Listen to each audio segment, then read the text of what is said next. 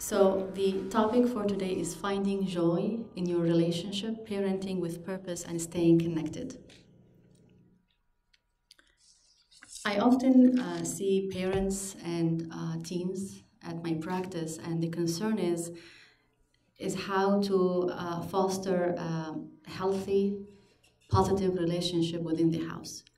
And this is not only with the children, it's also with the spouse. How do we keep peace in the house? Do we have to change something? So this is what we're going to talk about in the next 30 minutes or so, inshallah. How do we view our children? So as Muslims, how do we view them? They are a gift from Allah, blessings, but we do recognize that they are different people than us. They are separate people than us. They have unique personality that we need to recognize this. And they are in this world because they need to fulfill a different role than ours. Are we ready to do that or to acknowledge that? They are wonderful extension to our family, our extended families. But parenting is a tough job. It's actually the toughest job in the world. And we need to recognize that we are entrusted. They are entrusted with us. They are a trust and amana in our hands. We need to do the job well, to the best of our abilities. And we need to get or to set our priorities straight when dealing with our children. So let me propose that parenting is not about children. It's actually about us, parents. So the greatest thing we do to our children when we focus on ourselves, when we focus on our emotions, interactions, desires, and decisions. Once we start focusing on ourselves, then we will have a healthier, happier home. So what comes to your mind when you hear that you need to focus on yourself, not on your children? Self-care. Self-care.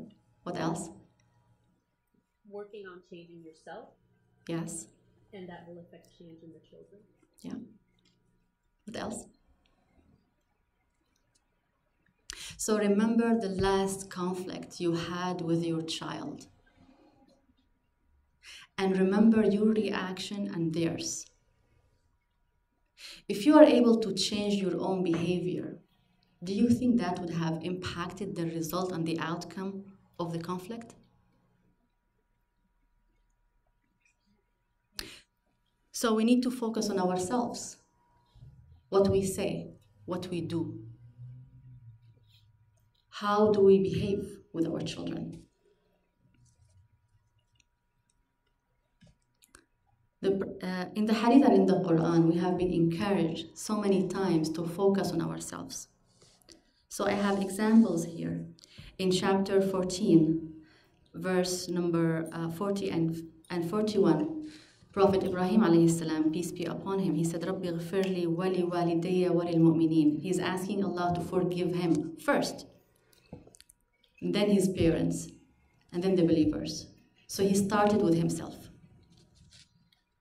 Another example is in chapter 59, Surah Al-Hashr, verse 10.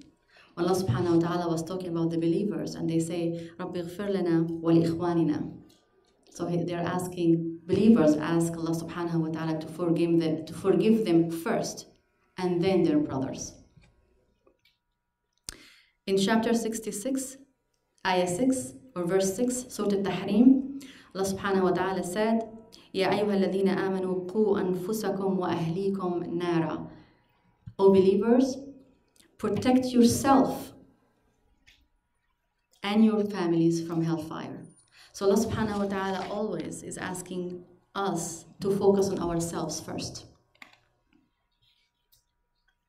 When you are in an airplane, they always ask you to put your mask on yourself first, before putting it on your child.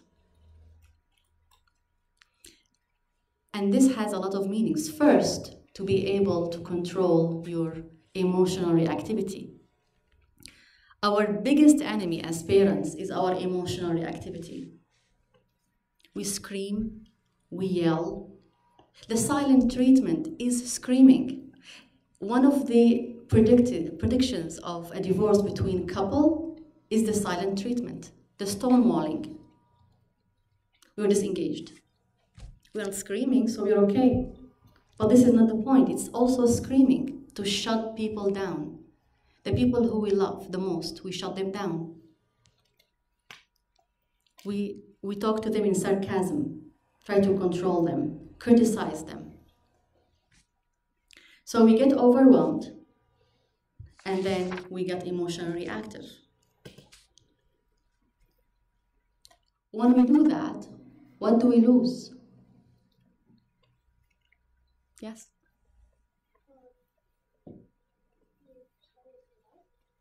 Your child's love. Wow. That's an amazing answer. Thank you. What's your name? Mathilde. Respect. What else? Trust. I often hear in my practice from teens, no, I'm not going to tell my parents. They don't understand. I don't trust them. They will not believe me.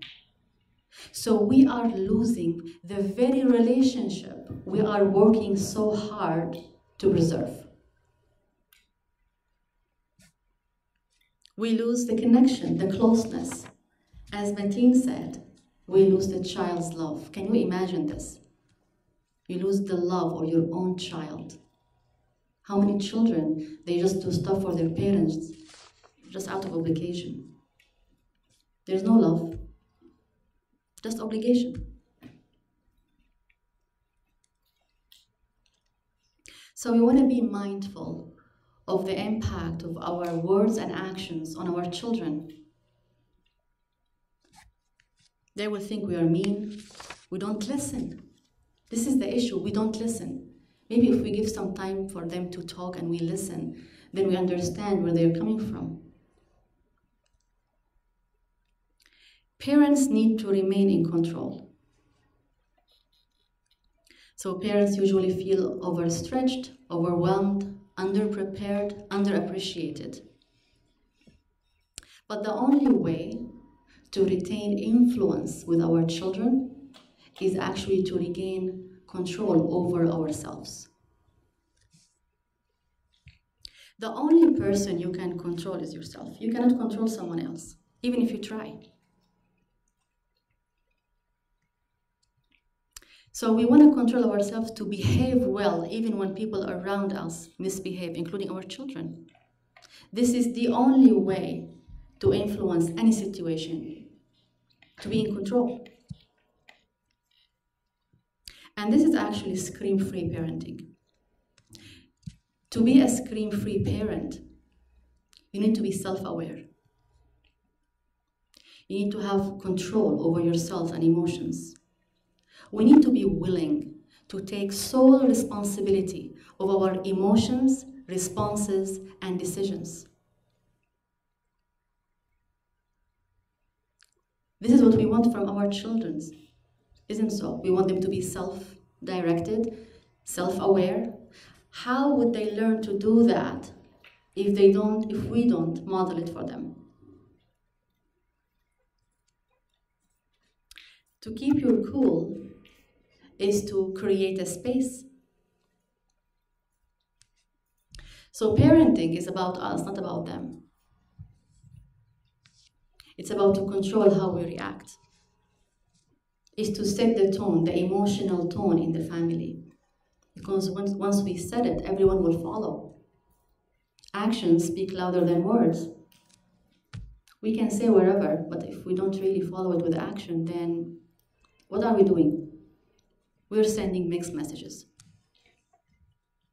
Children need us to stay in control. Because sometimes, or most of the time, they don't. So they want someone in control. And if we don't model that to them, then it's a chaos. Scream-free parenting is not about only lowering your voice, it's actually about integrity. I can't tell my daughter to stop screaming, I'm screaming at her.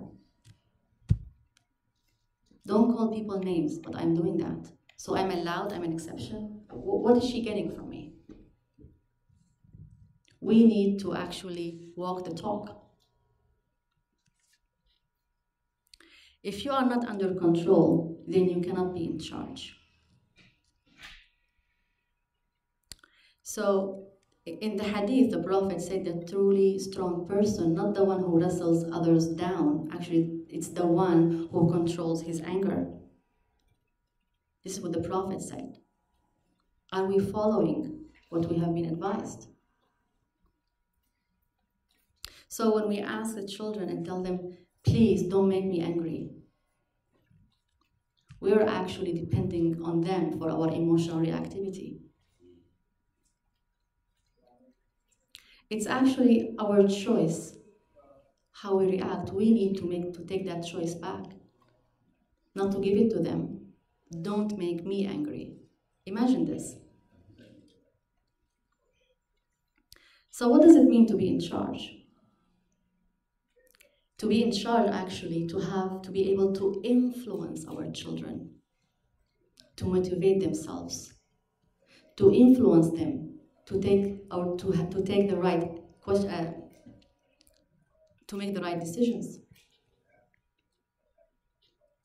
We cannot control our children. I mean, you can say that you control them, but they are out in the school most of the time with their friends. You're not with them. You can't control them. So we need to respect their choices. And if we don't respect their choices, they will not be able to make the connection between making decisions, making choices, and consequences. So to be under control, actually, to take sole responsibility of your actions, emotions, and responses and decisions. They need to see that. They need to see that you are in control. So let's do a small activity. And each one of us, let's write down your hot buttons, the ones that drive you crazy. Do you have a pen and paper?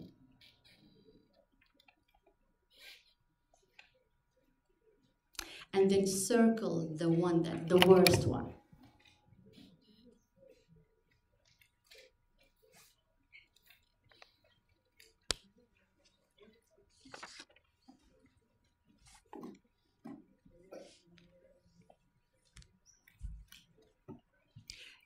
Now you can share it with your neighbor. Look at your neighbor and see if you have common buttons that get on your nerves.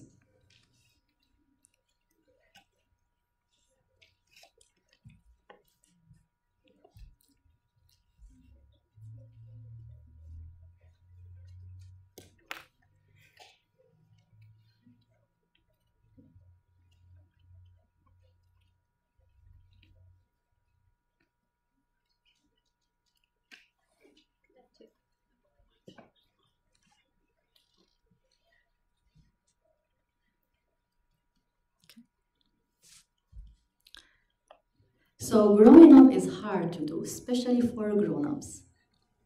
When we give in to our anxiety, actually, we produce the same results, the very results we were hoping to avoid.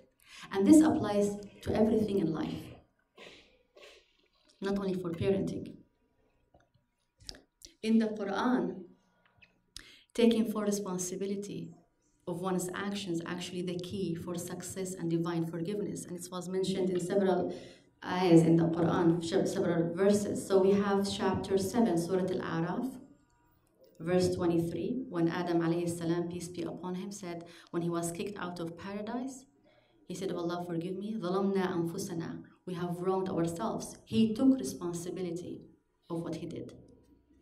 He didn't blame the shaitan or Allah subhanahu wa ta'ala or someone else. He took full responsibility of his actions.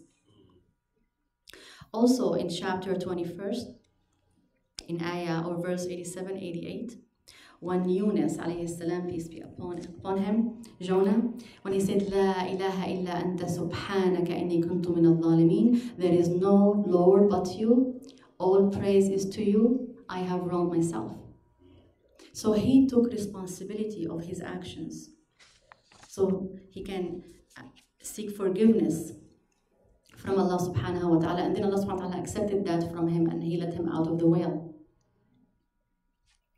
He didn't blame someone else. We often blame others for our errors, reactivity, the circumstances, the parents, the community, the discrimination, you name it. But it's actually all about us to take full responsibility of our actions and emotions and reactions. So what we want to do is to let the consequences speak. If they don't do their homework, well, let them bear the consequences. Don't do it for them. Don't cover up for them. Sometimes we're afraid of authority because it might get misused or abused. But lack of authority is as dangerous as abusing it, especially for children. Children need stability and structure. Let the consequences do the screaming, and you stay calm. Are we willing to welcome the consequences? Of course, we are not going to let like a 2-year-old toddler in the street for a car to hit them and then they are bearing the consequences. This is not what we mean here. We need actually to balance between protecting our children from life danger and learning their lessons. That's our job, to make this determination. That's our job, to make those decisions. So the ultimate goal is to remain calm. In Surah or chapter 31, Surah Luqman, verse 12 to 19, Luqman was advising his son, and he told him to avoid screaming. وَخْفِضْ مِنْ صَوْتِكَ. Avoid screaming. So imagine giving your remote control of your emotional activity to others, especially to children. You're just giving them the remote control. So not only we are giving our power away, we are dependent on them to control our emotional reactivity. Imagine how dangerous this is. Children are incapable of handling someone else's emotion, let alone their own. They don't even handle their own emotions. And then we put our own emotions on them and tell them, don't make me angry, do this or do that.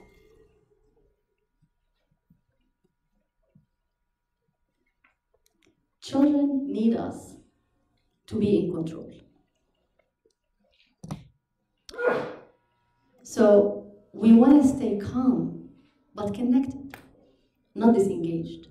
Because if we are calm and disconnected, then we are giving this silent treatment. And it's also screaming. Staying connected, we need to understand that power struggle comes before because we feel that we're threatened. So children usually test us. Children usually don't say what they really want. They come to us with something to share, but it's not really what they really want to talk about. Are we willing to listen? We don't want to be standing toe to toe with them. We want to be standing shoulder to shoulder. We are a team.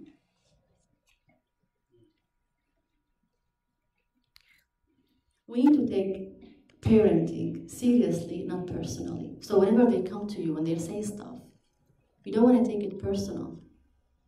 You want to take it serious.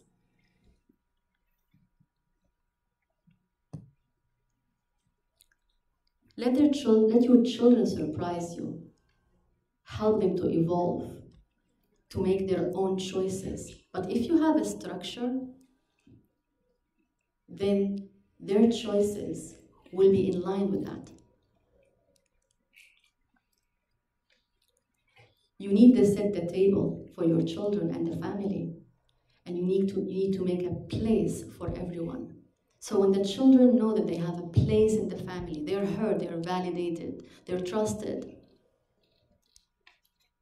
then they feel secure.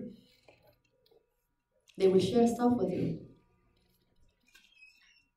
You become their best friend, but you want to be a parent first and a friend second. You always have to have this hierarchy. Hierarchy is important.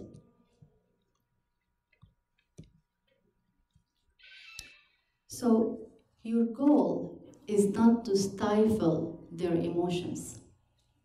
The goal is to steer them towards productive expressions. We want them to express their feelings productively, positively. We want them to pause before they react. If we don't teach them that, where are they going to get that from? If the house is a chaos, and then they come to counseling and therapy, the parents complaining about the child doing this and screaming and yelling, the first question is, how is the atmosphere at home? Everyone's screaming. Everyone is screaming, but the children are supposed to be quiet. I don't know how would that happen. We need to take a deep look at ourselves.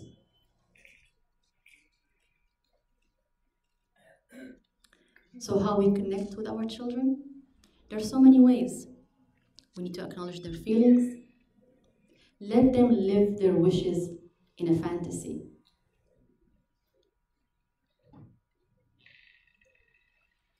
We need to stop blaming and accusing them. We need to describe the problem objectively. We don't name calling them. We need to give them information. Explain what's happening. We need to engage cooperation. Describe things with words. We don't need to act like a murderer. Talk about your own feelings and let them hear that you also have feelings, and teach them how to talk about feelings.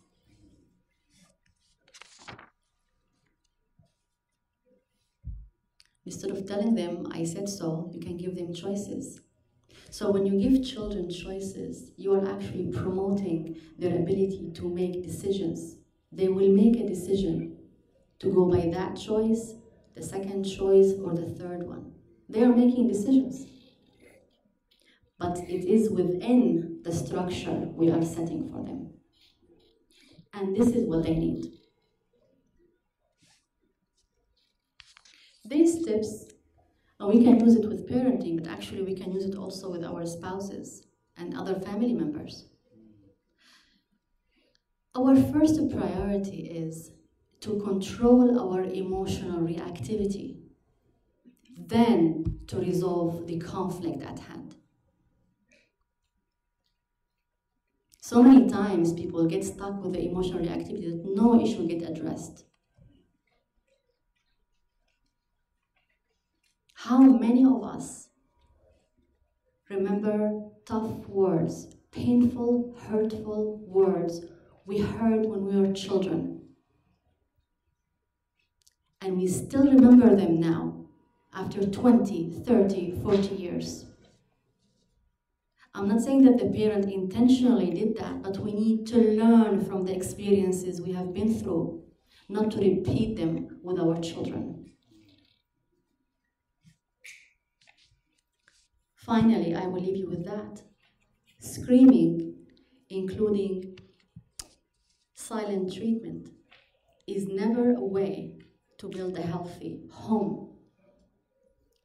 Being calm and connected is the key to be happy with your children and to connect with them and to connect with your spouses also. Thank you.